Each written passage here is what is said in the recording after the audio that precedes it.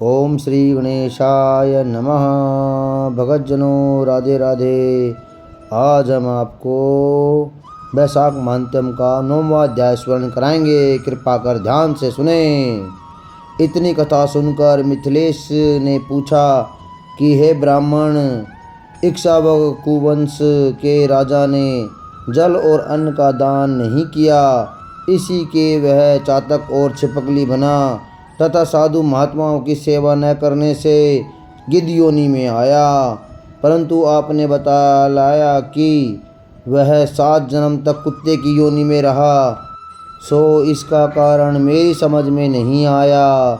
उसने संत महात्माओं को कष्ट नहीं दिया, न ही वह कृपण था। उसने केवल साधु संतों की सेवा नहीं की, सो उसको फल मिला। उसने किसी को कष्ट भी नहीं दिया, सो बिना कारण ही कुत्ते की योनि क्यों मिली, इसका मुझे संशय है। सो कृपया करके आप मेरी शंका का समाधान कीजिए। राजा के ऐसे वचन सुनकर श्रुतिदेव ने कहा कि हे राजन, तुम धन्य हो जो आपने ऐसा धार्मिक प्रश्न किया। सो मैं इसका समाधान करता हूँ। यही वार्ता शिवजी ने कैलाश पर्वत पर श्री पार्वती जी के से कही थी। सब लोगों की रचना कर उनकी पारलौकिक और ऐहिक 2 प्रकार की स्थिति बनाई और इनकी स्थिति के 3 भेद बनाए: जल सेवा, अन्न सेवा और औषधि सेवा। यह तीनों इस लोक की स्थिति के हेतु हैं तथा साधु सेवा, विष्णु पूजा और धर्म सेवा ये तीनों पारलौकिक स्थिति के हेतु हैं। ऐसे ऐहिक कर्म के करने से धन संपत्ति आदि प्राप्त होती है। ऐसे में ही अप्रिय बातें करना कभी कभी दुख का कारण भी हो जाती हैं। यहाँ पर एक पुराना इतिहास कहता हूँ, सुनो। एक समय दक्ष प्रजापति महादेव जी को यज्ञ में बुलाने के लिए कैलाश पर गए। तब उनको आया देखकर महादेव जी खड़े नहीं हुए, क्योंकि शिव जी ने सोचा कि मैं सनातनी हूँ और ये सब देवता यज्ञ का भाग लेने वाले सेवक के समान हैं। इसलिए स्वामी का सेवक के आने पर, पति का या पत्नी के आने पर, गुरु का या शिष्य के आने पर उठना आवश्यक नहीं। और यही सब शास्त्रों का भी मत है। जो स्वामी स्वयं अपने सेवकों के लिए उठते हैं, उनकी आयु, धन और यश तत्काल नष्ट हो जाते हैं।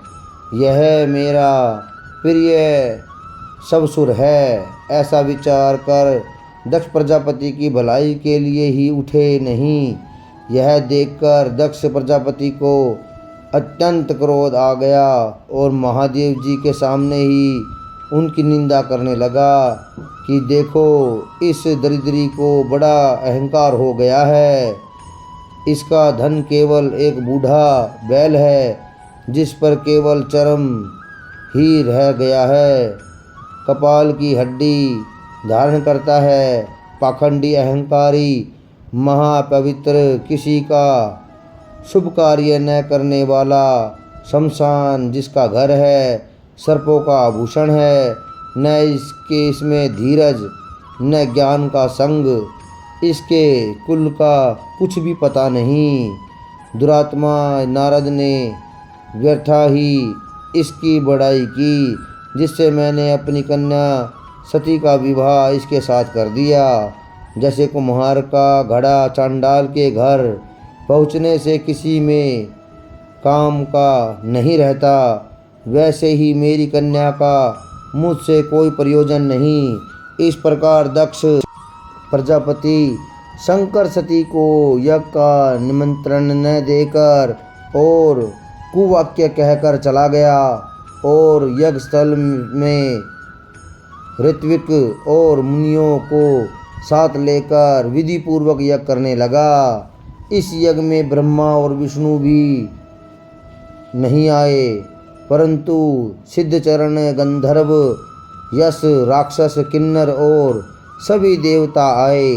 सती को यह लालसा उत्पन्न हुई कि किसी प्रकार यज्ञ का उत्सव देखूं और अपने संबंधियों से मिलूं। महादेव जी के रोकने पर भी वह नहीं मानी और जाने का निश्चय कर लिया। तब शिव जी ने कहा, भद्रे, तुम्हारे पिता सदा सभा में बैठ के मेरी निंदा करते हैं, वह तुमसे सहन न हो सकेगी और तुम अवश्य ही कुछ अनिष्ट कर बैठोगी।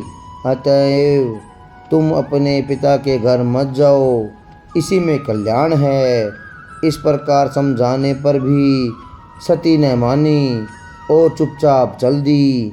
तब पीछे से जाकर नंदी ने उन्हें अपनी पीठ पर बैठा लिया और कितने ही भूत प्रेत आदि अपने संग हो गए। जब वे महल में पहुंची तो किसी ने उनके साथ कोई बात नहीं की। तब शिव जी की बात याद करके यज्ञशाला में गई। वह भी सभा के लोग सती से कुछ भी न बोले तो वे चुपचाप खड़ी रही। जब दक्ष ने रुद्र को आहुति नहीं दी तो सती ने क्रोधयुक्त होकर कहा, जो बड़ों का अपमान करते हैं उनका कल्याण नहीं होता। तुमने सारे जगत के रचयिता अविनाशी रुद्र को आहुति नहीं दी। जहाँ यहाँ जितने ऋषि मुनि एकत्रित हुए हैं उन्होंने भी तुमको सुबुद्धि नहीं दी। ऐसा प्रतीत होता है कि विधाता तुम्हारे साथ इनके भी प्रतिकूल है। जब सती ने वचन कह रही थी तो पूषा देवता मुंह फाड़ कर हंसने लगे और कर्महीन शुक्राचार्य दाढ़ी मूछ फड़फड़ाने लगे। दक्ष निंदा करने लगा। यह देख सती को अत्यंत क्रोध आ गया और वह पति की निंदा सुनकर प्रायश्चित के रूप में सबके देखते देखते हवन कुंड में कूद पड़ी। सती के गिरते ही हाहाकार मच गया। शिव के गण भागकर शिव जी के पास आए और सारी कथा कह सुनाई।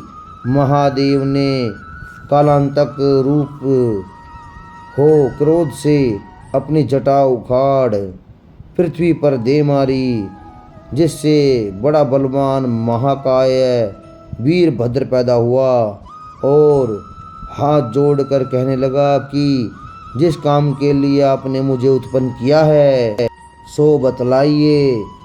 तब शिव जी ने उसको आज्ञा दी कि ऐसे निंदक दक्ष का नाश कर दो, जिसके कारण सती को शरीर त्यागना पड़ा। महादेव की आज्ञा पाकर सहस्त्र भुजाओं वाला और यमराज के सदृश वह वीरभद्र यशशाला में जा पहुंचा और देवता, असुर, मनुष्य आदि जो भी यज्ञ में उपस्थित थे सबको मारने लगा। पूषक दांत निकाल कर हंसा था, इसलिए उसके दांत उखाड़ दिए। भृगु की दाढ़ी मूंछ उखाड़ दी।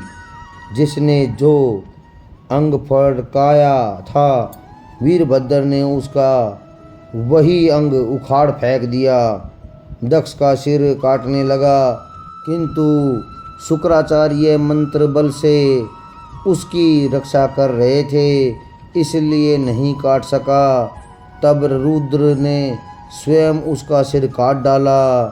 इस भांति यज्ञ में आए हुए सबका संहार कर वे कैलाश को लौटे। जो मरने से बचे थे वे सब भागकर ब्रह्मा जी की शरण में गए। ब्रह्मा जी उनको साथ लेकर कैलाश में गए और वहां जाकर अनेक प्रकार से शिव जी की स्तुति की। फिर महादेव जी को साथ लेकर यज्ञशाला में पहुँचे। यज्ञ में जो मारे गए थे उन सबको जीवन दान दिया और महादेव जी ने दक्ष के सिर पर बकरे का सिर रख दिया। बकरे का मुख होने के कारण वह बैं बैं मात्र ही कह सका। उस शब्द को सुनकर भगवान शिव प्रसन्न हो गए। उसी समय से आज तक उनके उपासक उनकी प्रशंसा के लिए बम बम कहते हैं। भृगु जी के मुख पर बकरे की दाढ़ी लगा दी, पूछा के दांत नहीं लगाए। उनसे कह दिया गया कि वह पीस के खा लिया करे। इस प्रकार सबको अंग सहित किया गया और दक्ष पूर्ववत यज्ञ करने लगा। यज्ञ संपूर्ण होने पर सब देवता अपने अपने स्थानों को चले गए। वैशाख मांतम का यह 9वां अध्याय समाप्त। श्रीमन्नारायण नारायण हरि हरि, भजमन नारायण नारायण हरि हरि। गोविंद बोलो गोपाल बोलो, राधा रमण हरि गोविंद बोलो। बोलो जय जय श्री राधे, बोलो वृंदावन बिहारी लाल की जय।